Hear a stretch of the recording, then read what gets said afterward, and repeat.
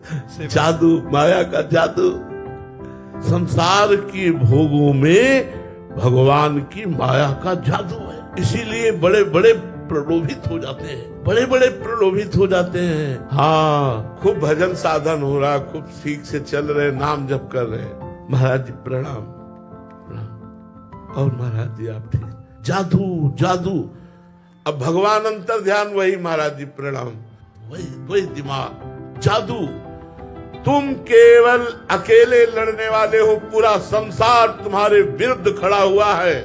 ऐ साधक, पूरे संसार को परास्त करना, तब भगवत प्राप्त, तब प्रेम प्राप्त होगा।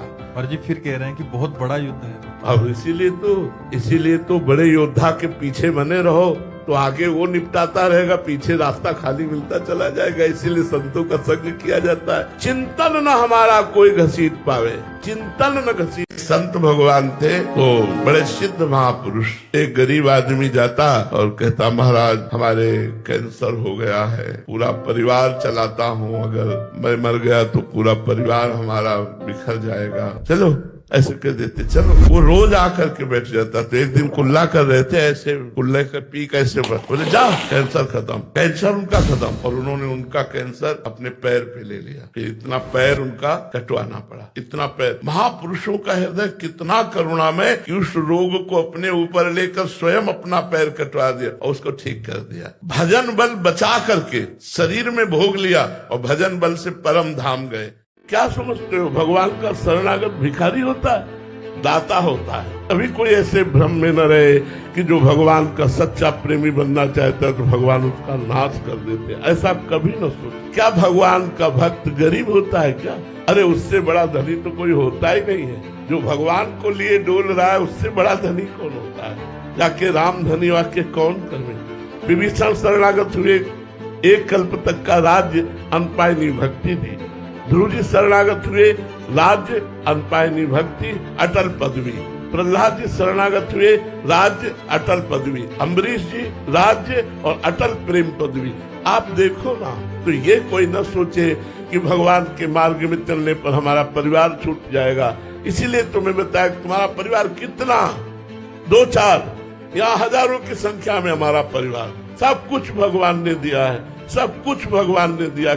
ये इसलिए खोल खोल भूषुंड जी का पावन चरित्र का भूषुंड जी स्वयं सुना रहे हैं। रामचरितमानस में है, वो कह रहे हैं कि मैंने अपने गुरुदेव की अवहेलना की तो इष्ट देव ने साथ दे दिया। इष्ट देव का मंत्र जप रहे थे भगवान शंकर का मंदिर में, और गुरुदेव पधारे, खड़े नहीं हुए, गुरुदेव को प्रणाम नहीं किया, तो भगवान शंकर ने साथ दे दिया। अरे ऐसे करुणा में गुरुदेव के पधारने पर तुमने उनका अनादर किया, जा पापी अजगर की तरह बैठा रहा, अजगर योनि को प्राप्त हो, 7 बार तू अजगर योनि में जन्म ले। तब नमामि समीशान निर्वाण रूपम विभुम व्यापकम ब्रह्मवेद स्वरूपम, इस स्तुति का गान करके गुरुदेव ने भगवान शंकर को प्रसन्न किया। तब भगवान शंकर ने कहा, तेरे गुरुदेव की कृपा के कारण जन्म तो होगा, लेकिन जन्मत मरत दुसाधु कोई, वो तुझे व्यापेगा नहीं, और भगवान श्री राम की अबाध भक्ति तुझे प्राप्त होगा। नचिकेता जी के यहाँ उत्सव कोई था, उसमें उनके पिता ब्रह्म ऋषियों को गौदान कर रहे थे, तो अच्छी अच्छी गौएं रख ली थी और कम दूध वाली गौएं दान कर रहे थे। तो नचिकेता जी बालक थे, अच्छा नहीं लगा, उन्होंने कहा, पिताजी आपने भेद किया, आपको अच्छी अच्छी गौएं दान करनी चाहिए और इनको रख लेना चाहिए। दान अच्छी वस्तु का किया जाता है, ये किसके लिए रख लिया? तो उनका तुम्हारे लिए बेटा। तो बोले मुझे किसके लिए रखा? बोले गुस्सा आ गई